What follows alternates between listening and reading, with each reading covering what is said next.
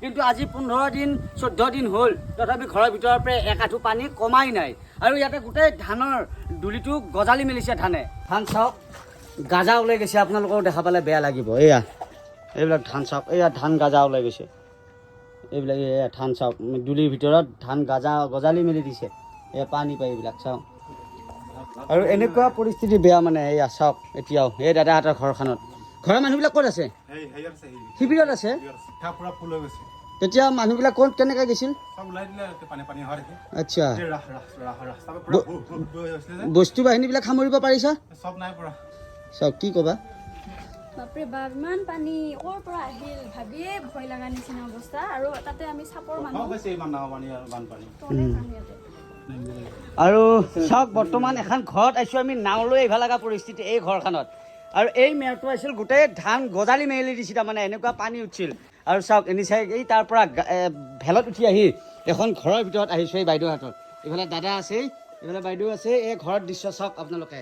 আজি 15টা দিন হ'ল এয়া চাওক আপোনালোকক অন কেমেৰাত দেখাই আছোঁ ঘৰৰ দৃশ্য চাওক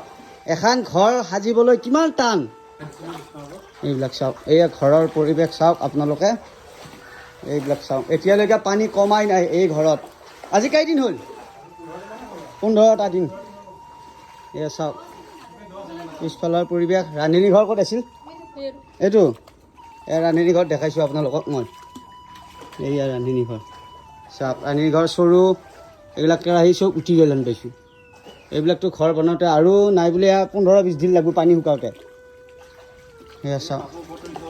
কাপোৰ ক'ত থৈছে ওপৰত আছে আচ্ছা আচ্ছা আপুনি কি কাম কৰে মিস্ত্ৰী কৰে এচিয়ালি অসুবিধাই বহুত এইয়া চাওক কাপোৰ কানি কেনেকৈ থৈ দিছে এইবিলাক বানপানী অহাৰ লগে লগে কোনো বছৰ হোৱা নাছিল এই জেগাত এনেকুৱা বানপানী আচ্ছা আচ্ছা আচ্ছা আপোনালোকৰ অন কেমেৰাত দেখাই আছোঁ এই বিস্কুটৰ টেমা চাওক এইবিলাক আপোনালোকৰ ত্ৰিপাল আৰু এইবিলাক কি আছিলে এইটো টেমাত চাউল আছিলে এয়া খৰিচা আছিলে এয়া চাওক এইবিলাক চাওক এয়া ঘৰৰ পৰিৱেশ চাওক আপোনালোকে নিচা কোৱা বুলি ভাবিব পাৰে এয়া কোনো এআই ভিডিঅ' নহয় ডাইৰেক্ট অন কেমেৰাত দেখাই আছোঁ আপোনালোকক এয়া বাইদেউহঁতৰ ঘৰৰ পৰিৱেশ ইছ ৰাম এয়া চাওক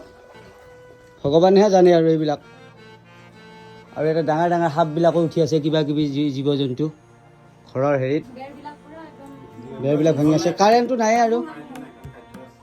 এই পানী চাওক এতিয়াও সেই টেমা চেমা এইবিলাক চব কি কবি নিচা বহুত বেয়া লগা অৱস্থা দেই বহুত বেয়া লগা অৱস্থা এয়া দাদাজনে মিস্ত্ৰী কাম কৰে বুলি কৈছিল ইমান কষ্ট কৰি ঘৰ এখন বনাইছিল পিছে ঘৰ এখন কিমান কষ্ট